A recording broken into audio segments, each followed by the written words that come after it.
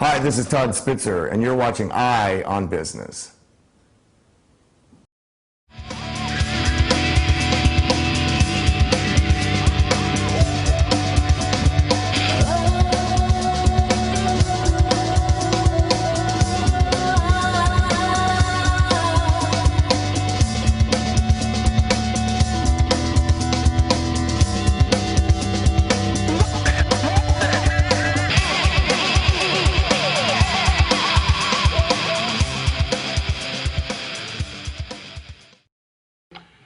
Welcome, my name is Kevin McDonald, and tonight we're recording a show called Eye on Business. Our program runs on the internet at ionbusiness or ionproductions.com, and also runs weekly at 6 a.m. and 6 p.m. on Time Warner Television here in Orange County. Again, we are here tonight at Kenobi, Martins, Olson, and Bear, and we are doing the Tech Coast Venture Network Forum tonight, and a panel on the discussion of the valuation increasing your company without spending more money, or how to increase the valuation spending less. The two gentlemen at the panel today with us are two very well-known serial entrepreneurs and folks that we all want to hear from today. Mr. Stephen Block, who is with Tech Coast Angels and is also a principal at Trenchant Ventures. We both Trenchant Ventures, and Mr. J.J. Risha, who is also a principal at Trenchant Ventures and a member of Tech Coast Angels. Welcome, gentlemen. Thank you. I just got to say, J.J.'s the genius behind Trenchant. So, and I'm sorry, we added Mr. Ray Chen, who is also the founder and primary investor in Vocal, which is the organization that's made it possible for us to run tonight, which is really fascinating for me because this is my first live show. I appreciate that you're all here. So let's start right off with the fact that we all know we're having trouble in this economy. Many small businesses are trying to find a way to get funds. Can we explain, as I said, Raymond, you may want to do it, or Shant may want to do it, a little bit of explanation of Vocal and what it is and you know, what its benefits are? Does Ray have audio? You have to, yeah, a little bit. You're a little bit soft. Okay, you want to go ahead and explain? Steve, do you mind to take over because Now we can hear you fine. But would you? Go ahead. Well, can you? Okay. So Vocal is a live.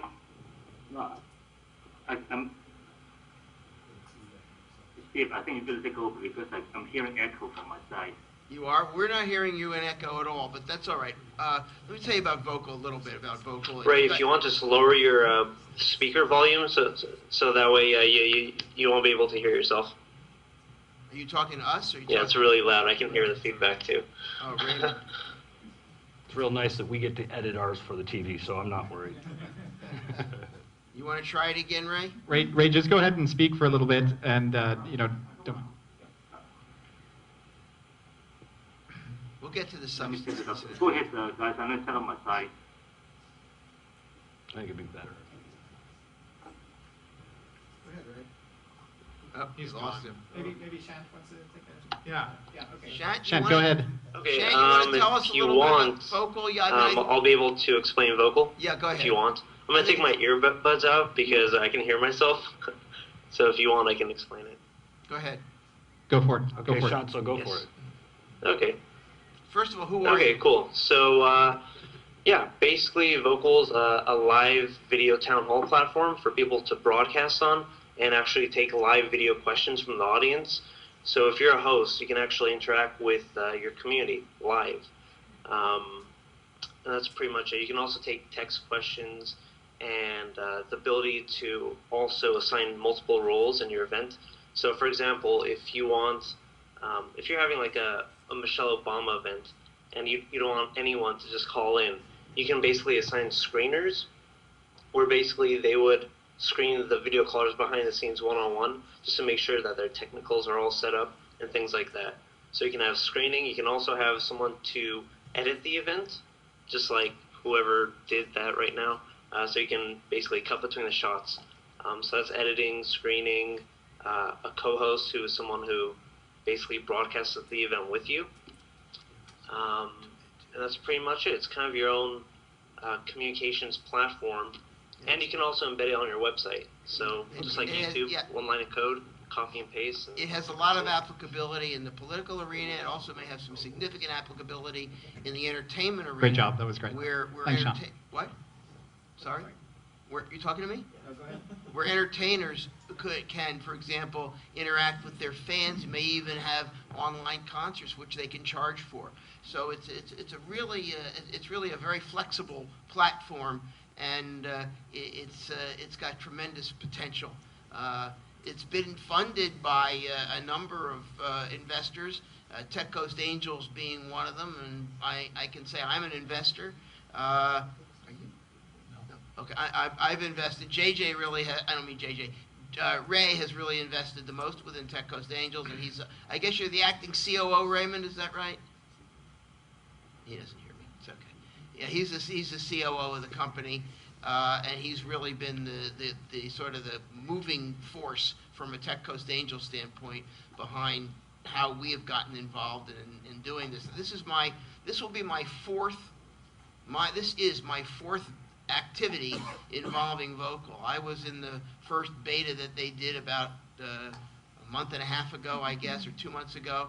And then over the last 2 Mondays, I was online doing basically what I'm doing tonight, talking to entrepreneurs, answering questions about various aspects of investing through the angel process. And we had a very effective, it's a very effective vehicle. We had a lot of people online. We had a lot of people asking questions by text, which you can do. And we had a lot of people asking by live. And we actually had 3 pitches from entrepreneurs who were seeking funds. So now that we're done with the commercial, we can move on. We're all here as potential investors and people that are trying to start up businesses and those that are involved with them. We all know that the economy is difficult right now, and the fact is that getting information from folks like this that have the background is a really powerful way for you to learn to not make the same mistakes. It's the old point about those that forget history are bound and determined to repeat it. So let's get right into the subject, and that is, how do you get an increase in valuation and spending less in this market? JJ, I'd like you to start with, how does someone trying to increase their value today with the lack of new IPOs in the United States find high valuation without spending a lot of money? I think you need to go back to the very basic, and that is having a good team. A good team will increase the valuation. Second is having the right board, the right advisors. If investors or potential acquirers or investment bankers that are going to take you to an IPO, if they see that you have a dynamic team that's worked together before, that had successful ventures before, exits before, and a great advisory board and a great board, that's going to really have a great impact on the evaluation of the company. Now, there are more things, but I'll start with that. So, Stephen, let me ask you this. How does a startup company that doesn't have any value and doesn't have any money lure good talent? With equity. I mean, a lot of entrepreneurs use equity, pieces of the company, to attract their team with a promise of cash salary at some point, but often the team will work for months without any pay, just knowing that if they do well, their equity will have significant value in the future. So that's and again, if the idea is good and there's a lot of passion within the team, that's another thing that's important. I mean, the team is good. What JJ said is absolutely right. The team, the board, and the advisors. But there's also a collegiality in the way you work. And that comes through to investors, believe me, and a passion that you show when you meet with investors. A good presentation, for example, is another way to increase your valuation. Anything you can do to impress the potential investor of your intelligence, your worth, will go far to increase your valuation. So if we're as a group, let's say I'm an investor and I'm thinking, I got this great idea, I'm one person, maybe two or three, I've had some family investment, now it's time to bring in some additional talent that might draw investors like you. How do I go about finding them? I'm not going to put an ad out on the internet, am I? No, you're not going to put an ad, but you're going to go to people that know the industry well, that can help you penetrate the industry, whatever industry, for the product or service that you're trying to do. As an entrepreneur, you need to attract the right talent for the business.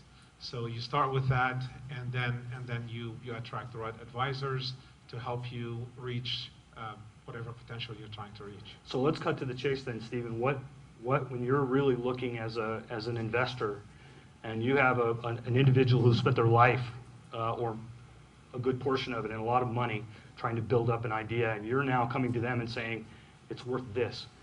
What do they have to look forward to in the way of having to show, evidence of value? What are you looking for? Well, it depends on the stage of the company.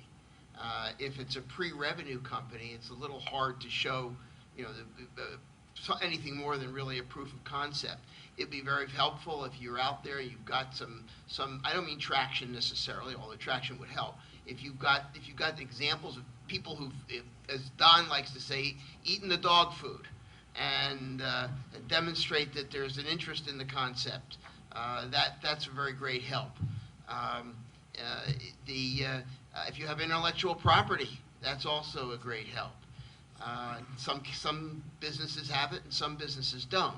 It's just the nature of the business. Many are what we call execution plays. I'm trying to, but these are the things we look for the team. We look for the space.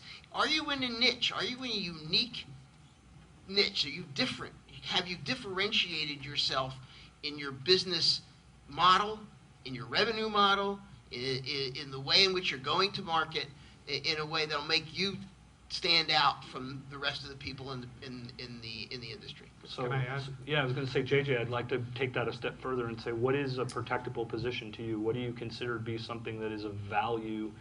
Is it a patent? Is it a patent pending? Is it a copyright? What do you believe Well, is? first, I guess first I would like for to see that a solution is being solved. So there's got to be a problem and a solution. So that's the first thing that I would look for. So if there's a problem and they're solving it in the right way, then this is that increases the value of the company. Second, as far as a patent, sometimes the patent really doesn't help. It's really how fast can you get to the market.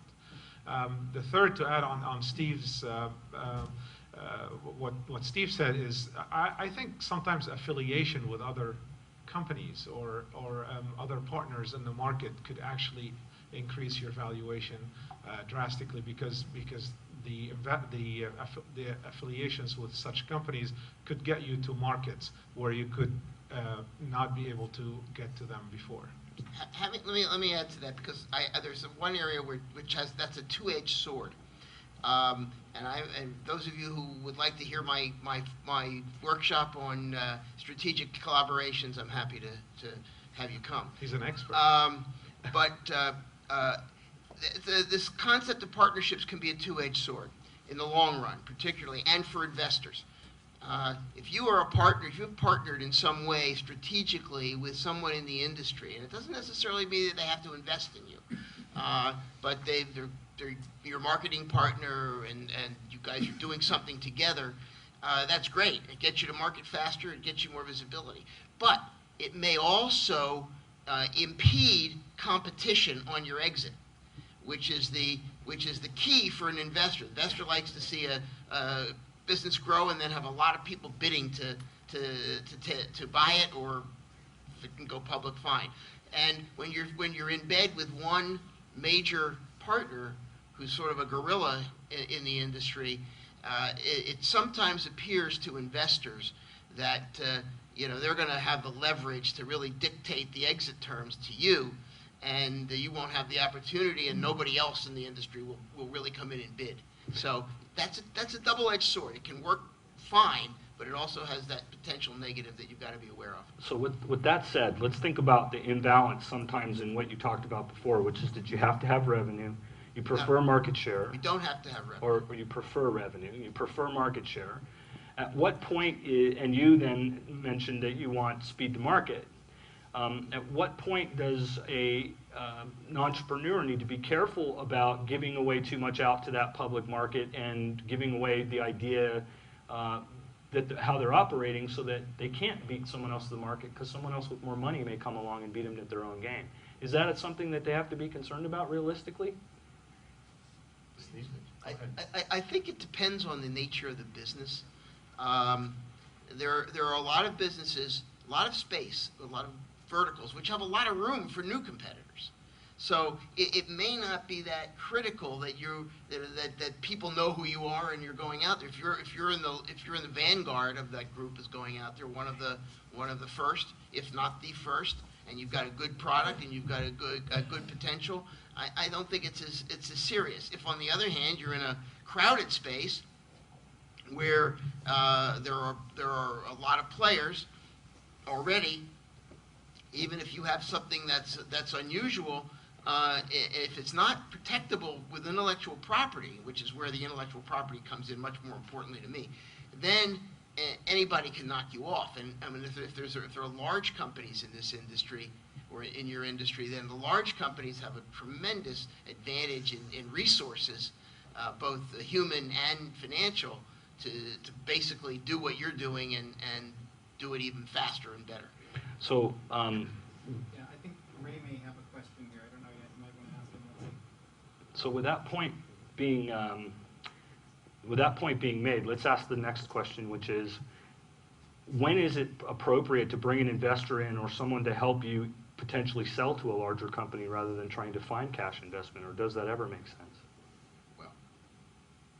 Go ahead. It makes, I mean, it's not, in the context of the entrepreneurial, in the entrepreneurial context that we're in, it's very rare that a company will get off the ground without some, at least initial investment, whether that's friends and family, whether that's an angel, whether it's you know, some group, something to get some traction.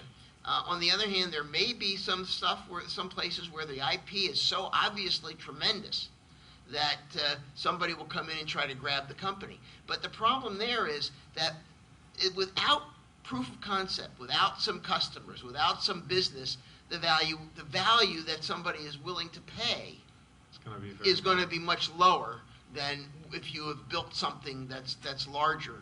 On the other hand, you don't have to be that large, and I'll give you an example in a field that I'm pretty familiar with, which is digital media, virtual worlds, kids' virtual worlds.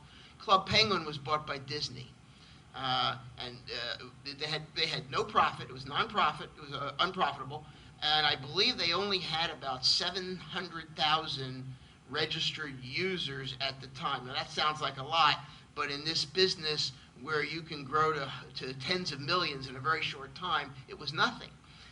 Yet Disney, I'm going to tell you, Disney paid $350 million to buy Club Penguin, which is not a very good site, by the way. But I'm biased, but we'll talk about that later. It's to buy Club Penguin. Plus, the sellers had an opportunity to earn another $350 million, depending upon the growth of the business over time. Now, that period is gone, and they didn't earn any of that additional $350 million, although Club Penguin is pretty successful for Disney. So it's just being in the right place at the right time to get the maximum value sometimes. I agree with that. So let me ask you a question about licensing. To me, it seems sometimes that if you can get a good licensing deal or two, where it shows a recurring revenue stream in agreement with maybe a couple of these large strategic partners, that would be a significant way to increase your valuation, would it not? Absolutely. First of all, recurring revenue is a major part of I think a large valuation for a business, especially in today's market. Having licensing deals is great for any business to increase their valuation, to increase their revenue. But I want to go back and talk a little bit about what Steve was talking about. I think Steve likes a little bit, or actually he sometimes prefers earlier businesses, you know, a little bit more riskier.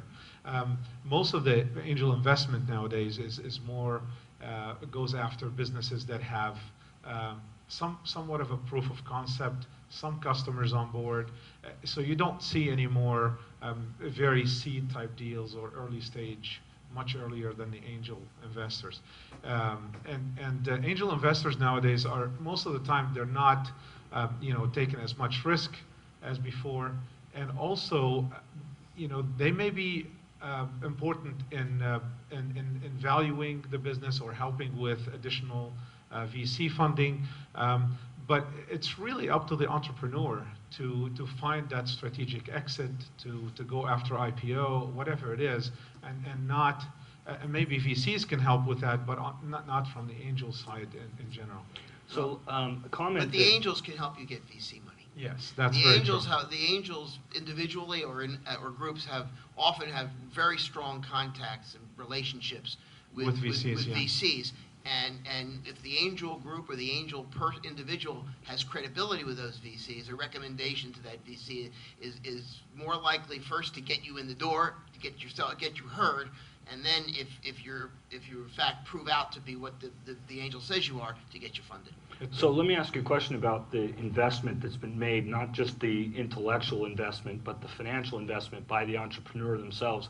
I've had conversations with both you gentlemen, and in fact, you've been interviewed for my TV show in the past, so I know the answer, but I want to hear it for the audience, and that is, what position do you want most investors in the way of their own debt, their own running of their own credit cards up? I mean, how deep do you want them before you can get them? Right, yeah, the entrepreneur, I'm sorry. I'd like to see usually, you know, somewhere around, you know, $25,000, $50,000 from an entrepreneur into the business. Well, again, it depends on really many variables, but some skin in the game really proves that the entrepreneur is serious about this business, is ready to do anything possible to do this. So most of the times entrepreneurs come into Tycos Angels and they present and they say, well, I spent 2 years on this, but I haven't spent any cash. And usually that's not a measure of investing into a business. So there's got to be both cash and sweat equity, both together. So that's kind of really, I'll let Steve continue on this subject. What I love to say when that question is asked to me, I like to see entrepreneurs who've mortgaged their houses to the hilt, maxed out their credit cards, drawn completely on all their credit lines, and need this money desperately in order to survive, because that shows that they're committed. They may be committable for having done that, but they're committed. So in all seriousness, it's the skin in the game. I mean, that's an extreme example, obviously, but it's the skin in the game is very important, and that skin in the game's got to be cash. The sweat equity just doesn't cut it with angel investors. Not enough, yeah. Well, I mean, from a personal experience, I've been to where Steve just explained, under a lot of debt, trying to reach you know, the success in my company, at least in the last company that I had. So and that makes you work harder. It makes the entrepreneur work 24 hours a day in order to reach the success, and that's what the investors are looking for. They're looking for success. So let's put a little realism into the show here from the perspective of all the people that are out there dreaming. And by the way, I'm juxtaposed completely and absolutely opposed to any dream killers, so don't get me wrong when I ask this question. What is the reality of evaluation of a company that's even in revenue in the beginning? I mean, I hear, we've all heard stories about the napkin that was sold for tens of millions of dollars, and this idea that you just talked about that was sold to Disney for 350, but that's not very realistic. And many times the conflict between the investor's concept and idea of valuation and the entrepreneur's idea are a problem. How do you, or can you help us a little bit in where do you find that balance, and how do you convince that entrepreneur it's not worth $100 million? Okay, I'll start. most entrepreneurs think that when they're valuing their company, they're valuing the future value of the company, which means that, you know, in 10 years it's going to make $300 million, so it's worth, you know, $900 million today. But that's not the case. The case is, what is it worth today? There is some future value included in the valuation, but most of the valuation is how much traction do you have, how many customers do you have, how much revenue do you have, and then you add some future value on top of that. And if a company is getting funded from a VC or from an angel investor or a potential VC later, then that adds to the success and lessens the risk of such company, which means it increases the value also even more. So and I could tell you an example that happened today. I won't mention the name of the company, but a company is doing about $1 million in revenue today, and they're seeking $500,000, and they on the basis of a $10 million pre-money valuation.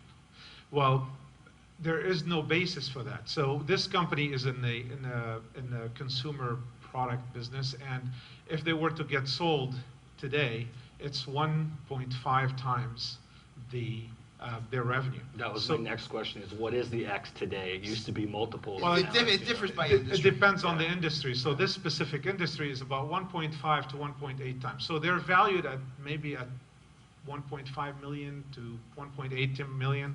So you figure maybe future value that adds, you know, maybe $2.5 to $3 million, right? But it cannot be more than that. And they weren't willing to come down to that, so they probably lost you know, the Tecos Angel round.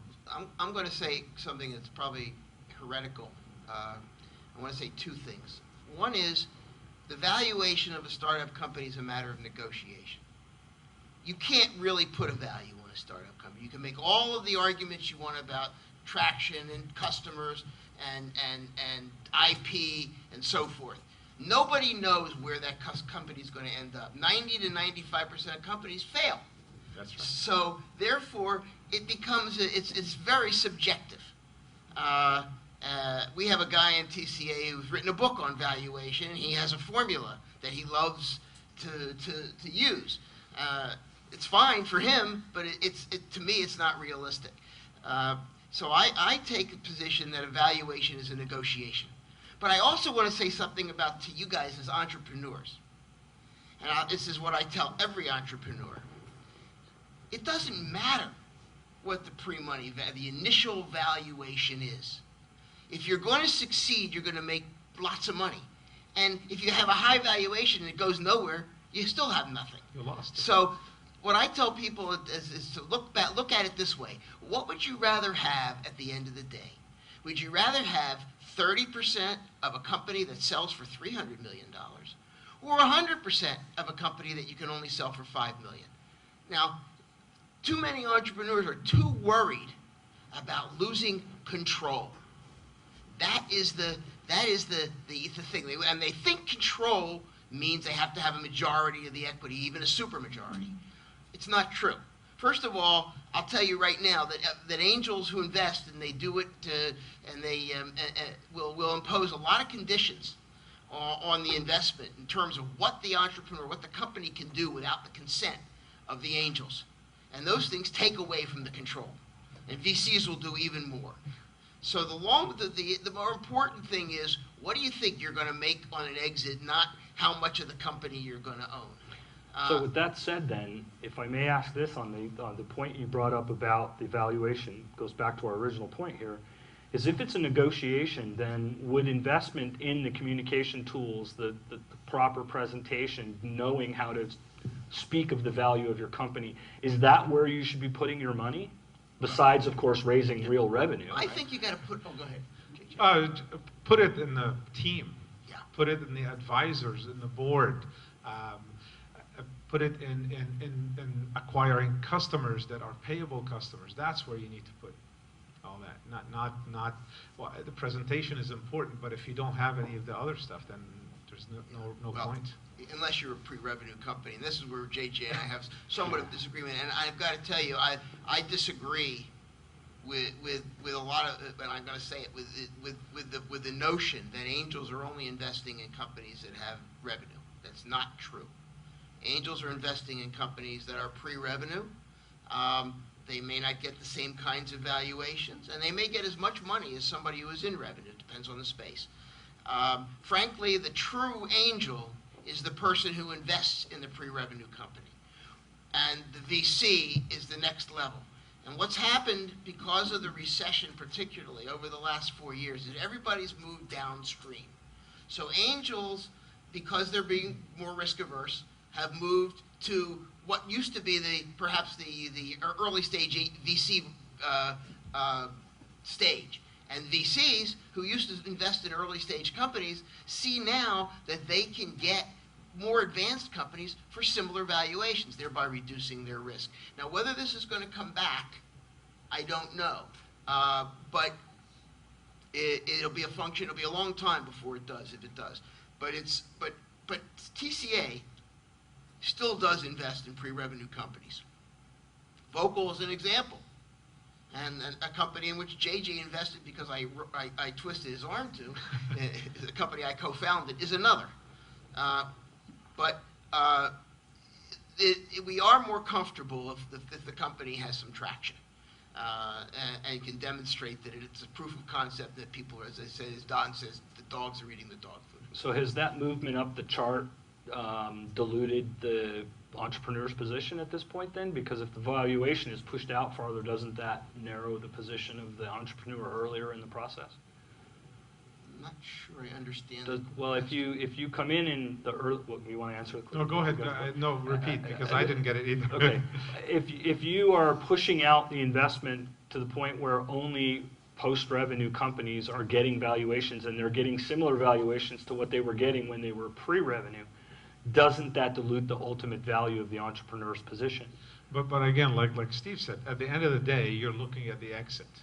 And if you can't get your product or service to the market, you're not going to get anywhere. It doesn't matter what the valuation. If the valuation is $3 million versus $4 million, who cares at this stage? It's not going to make a big difference. And that was the point I was looking for. I think one of the things that folks need to understand is there are two types of businesses. There are those that are lifestyle businesses that want to just make enough money and keep making it, and then there are those that want to gamble and make it big.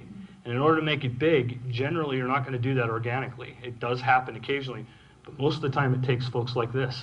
And the reason I bring up that dilution is it really doesn't matter because you're diluting something you don't have. So you're better off to accept the expert advice from folks like this and accept some of the dilution. I'm not saying give away your shirt by any manner, but it is important that you listen to them because they want to make money. They have no intention of coming in and working with a company that isn't going to make a profit for them. Can I make a point here, though? We want you to make money.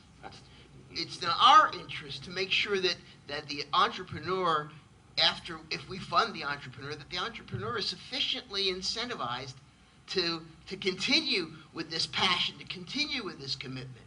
So nobody's trying to sort of money grab or take advantage of you.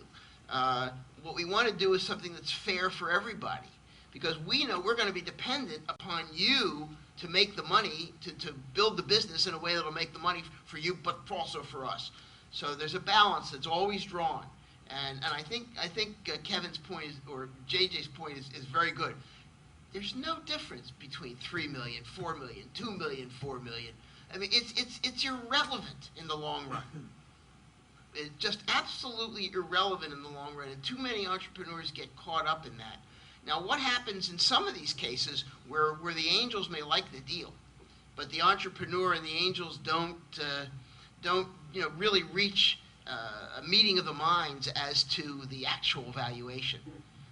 We cheat, and we cheat by using a convertible note. So what we do is we have a convertible note which says that we will convert our note at a discount, usually 25%, to the next round, of the valuation of the next round. Now, there are variations of this which include caps and warrants and so forth.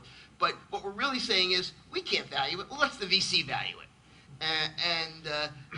That's been much more prevalent in the last couple of years because of the crazy economy. So there is hope even if we can't reach valuation agreement. JJ. Just want, well, what Steve said is true, but what happens is we get crammed down by the VCs and the warrants are gone. So sometimes. Yeah, but no, I want to say also that the entrepreneur needs to go after smart money. So it can't just be getting any money from anyone, because by receiving investment from Tecos Angels or other investors, these investors are going to have a board seat, which means on their company, which means they will eventually have control, which means they can actually decide on the direction of where this company is going. So it's a marriage between the entrepreneur and the investor. So it needs to be the right money from the right investors, and there's got to be synergy. So move to the next point, if I may. Both of you are principal partners in Trenchant Ventures, and as I understand it, Trenchant Ventures looks for more distressed organizations. Am I accurate in that? Yes, correct. So is at this point in the economy, would it be better if a company could continue to roll forward organically, maybe not grow a whole lot, to maintain and hope that we don't hit a double dip, or would you suggest still going after that investment in today's market? Go after the investment. Absolutely. You can't grow without it. And, you guys want to succeed. You got to take the risk. You got to take the gamble. We're taking it when we invested you. We want you to take it too. I think the economy is tough, makes it a harder slog for you and for us, which is one of the reasons that valuations are lower. We look for great entrepreneurs, and great entrepreneurs build great companies. Matter of fact, we've had 3 exits in the last week. Very interesting exits. One IPO today. One IPO today, and I think there's another. We had 2 exits. We had an acquisition where the investors got about 8 times their money back, which is not bad. We like 10 times our money in 3 to 5 years. It doesn't happen, but they got 8 times their money. But the realistically, but the IPO that went today. It's about 70 times. No, it's over 100. Is it over 100? It's over 100 times. This exit will yield more money to the TCA investors to the investors in the deal than TCA has invested in to the TCA investors, because we've invested $100 million or more, to the TCA investors than all the investments that TCA has made up to date. Those are the kinds of home runs we're looking for. We've had 2 of them in the history of TCA. This one and one just before the 2000, dot-com crash. The third company is a company that's going it's going through the IPO. It looks like the IPO will go next week. I don't know what the valuation is. So let me ask you a question about IPOs, because we know that SOX, 404, and a whole bunch of other factors have caused a lot of companies to decide not to IPO in the United States. Are we seeing any trend back to growth in the IPO? My opinion, and JJ can give his. My opinion is that the IPO has nothing to do with regulatory. It's the fact that there's no market for it. Mm-hmm. It's again gets back to the risk averse concept. The company's got to be very, very strong and have a dominant position or a leading position in order to really get an IPO. The company that did the 100X is the largest purveyor of prepaid credit cards, primarily for those people without bank accounts, and they're sold all over the country. And they're white labeled with various names on them. But that was a need, and nobody's bigger. It's an easy one.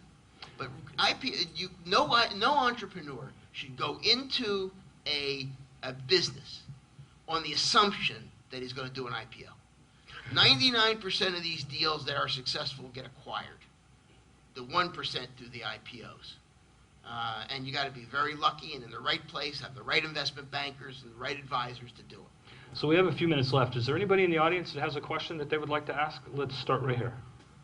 I'd be curious in terms of preserving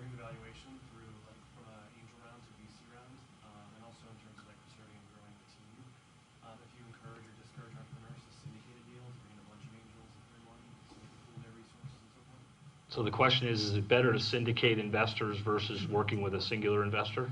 Absolutely, syndicate. The more money you can get, especially in this economy, if you can get money from multiple angel groups or angel investors or VCs and angels, whatever it is, just syndicate. Absolutely. Go ahead. This is for pre-revenue companies. Is there any base formula which can be used as a guide, such as if it's successful, it might earn between 3 and 10 million in 5 years? So you take a point at the low end, 5 million, so it's going to have 5 million over this period. And then you have another equation, which is the probability of it being successful. And then, of course, what factors in is what kind of board you have and so on.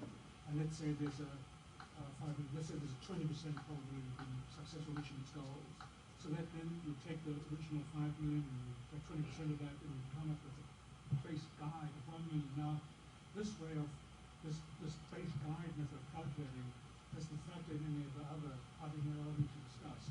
So is that ever used, or can such an assumption or such a system be usable? So for those that didn't hear it, basically what he's asking is there a foundational formula for future revenue to do valuation? The answer from my perspective is it's been used, but it's really not valid because the discount factor. I mean, when you take the discount, you're not discounting to 80%. You're going to discount 98%. In other words, 98% of the company or 95% of the companies fail, period. So it's very, very rare that you'll find a company where we will do a valuation calculation based on some mathematical approach. That's why I said it's really a matter of negotiation at our level. VCs do a little bit better job of it, but they also do it at a later stage when they have a better sense of of where the company is. Absolutely.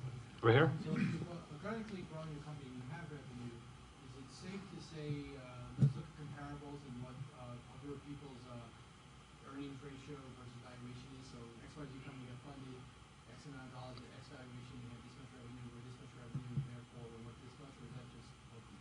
So for those watching, the question is, can you take a like organic company and compare the valuation that was provided them in an offering? The organic goal may be losing money hand over fist, but their revenue numbers and so on. Okay.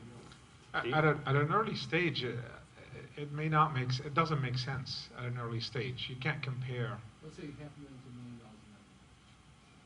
Still pretty early. It's very early, and they're different. Again, there are all sorts of different factors. I assume you're arguing that these are companies that are in the same business. Right. Yeah. Of course. But it's the quality of the management team, the quality of the board, the quality of the advisors, the nature of the customers, Too many factors. There's just too many factors that go into it to really be able to. I mean, you can argue it, and it has been done, and there is some value to doing it, but I don't think we even know it. So each one is what we call, it's his own negotiation. There was a question in the back. Yeah, well, for about 20 years, I had a company called Hood Financial Inc., and I raised about $120 million. And I've noticed, like, 8 magazines this month talk about it was like $107 trillion raised in 2000, and there was like $14 trillion raised in 2009. And I'm kind of wondering, where's all that? I don't know how long, TCN, how long you guys have been around. You said you raised $100 million. Over what period of time did you raise $100 million? For different companies, we funded. We didn't raise. We funded over $100 million in 160 plus companies. Over how many years? Since 1997. And those companies have gotten in excess of $1 billion in follow-on financing from VCs, other angels. Most angels invest, most angel groups will invest in one company, probably between $300,000 and $800,000. Which is why the syndication becomes much more critical. And it's become more important, again, because of the recession. The angels are investing less. And we're doing a lot more syndication than we ever did. But 120 million you're in a totally different ballpark, and a totally different kind of economy and marketplace when you talk about that. I mean, a few years ago, there was a company that Tech Los Angeles invested more than 1.5 million in. We raised $37 million just for 1 20% fatality right across the street. Well, it depends on where you were. You weren't. Yeah. Did you have no revenue? Oh, yeah, great revenue deal. Yeah, but we When was this? 98, 99. Yeah, but everybody was raising money back then. Yeah, that was Alice in I Wonderland. mean, That's a- when the that's a very dot-com different bust job. came, Yeah, it's from 107 million down to 14 trillion. sure, You know what I'm saying? So it's like, and it's got the exact. where's all the money being invested? It's not being invested that way anymore. I don't know. I mean, it's gone somewhere. It may not be invested. A lot of it was lost. Yeah, A lot of wealth destruction in 2000. Yeah, significant losses, yeah.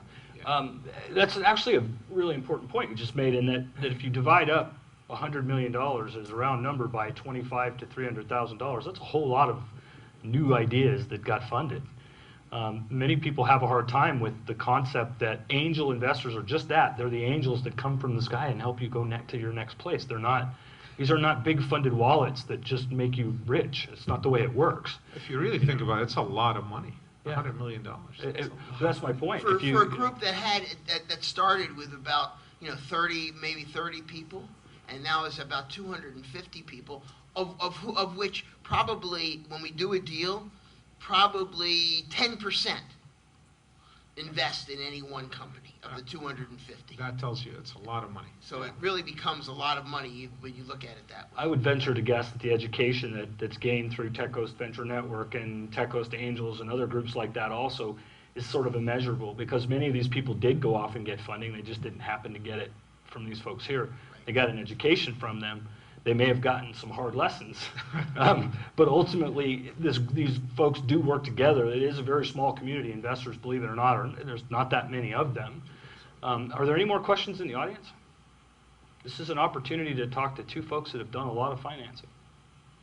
All right, so let me ask you, at this point in the economy, and if you were given a deal right now, post-revenue, high consumer, do you want a company with a large piece of a narrow market, or do you want a company with a small piece of a very big market? Very big market. It's always, we're looking for very big markets, because penetrating a market is very hard. So when you have a very big market, it's easy to penetrate a small piece of that market, which could mean a big portion, a big revenue. So are there any trends that you're seeing in today that are getting funded? I mean, we hear biotech, we hear green tech, we hear. Yeah, What's popular? I mean, well, it's hard to say with Tech Coast Angels what's popular, because I don't. We get everything. We get everything, from high tech to consumer products, and indeed there are at least two consumer products deals in the house right now.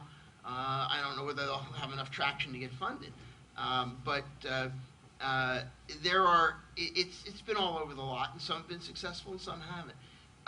The trend, though, in the general trend is toward things like clean tech, green, and everybody's trying to create an image that this company has some green component. I mean, it's Another really Alice in funny. Wonderland in my Right. mind, but a lot of it is Alice in Wonderland. It's gonna blow up one day. And ultimately, that'll be this fad. This fad will pass too. Yes. As every other one has. But if you have an idea, The strong ones will survive. right? Yeah. And the strong, and if you're strong, if your idea is strong, if you have a good, solid, market that's available to you, it doesn't matter where you are. It's you, the quality of the idea, and the quality of the commitment and team that you're doing. So with the lack of consumer growth, would you prefer as investors to see business to business or consumer to business? Which type of category would you prefer in this market right now? Answer that question. Yeah, go ahead. Well, I mean, I think again, it's the function of the deal. It is. If you had to choose, my gut tells me I would choose business to business because it's a little bit. You see, It's easier to make deals. Right. It's also easier to acquire customers. One of the big issues in any deal for an angel investor is, what's going to be your cost of customer acquisition? How much is it going to cost you as an entrepreneur to acquire each of your customers? And that's a function of the space. It's a function of the way you're going to market. It's a function of a lot of factors. But the lower your cost of customer acquisition, the more likely you are to get more customers for less. And therefore, it means that to us, you have at least a somewhat better chance to succeed. So finding an ingenious way to get attention for yourself without spending money would be a really good way to Right, increase your exactly. valuation, right? Sure. Absolutely. Yeah. So it correlates to basically how easy can you get your customer. So the easier you can get your customer, the better. The other thing I would like to say is that, when it comes business to business, maybe easier to get your customer or attention, but most of the time the consumer is a much bigger market than a business to business. That's true. Consumer is a much bigger market. Yeah, we've seen Apple has proven that, have they not? That's a little scary. Well, gentlemen, I really appreciate your taking the time. I'd like to give each one of you a minute or two to close out and give these folks the thoughts that have been running in your head, but I haven't allowed you to get out. So, Steve, why don't we start with you? I mean, I think I've talked too much. All I want to say to entrepreneurs is I love entrepreneurs. I mean, I love the passion. I love the creativity. There are more ideas floating out there that you guys have than I've ever seen in my life, and there are more and more coming out all the time. And California is a particularly fertile ground for that process. The sun. So I just say, keep following your dream. Just do it. The old Nike motto, just do it. And good things are going to happen. And if you don't succeed one place, you'll succeed in another.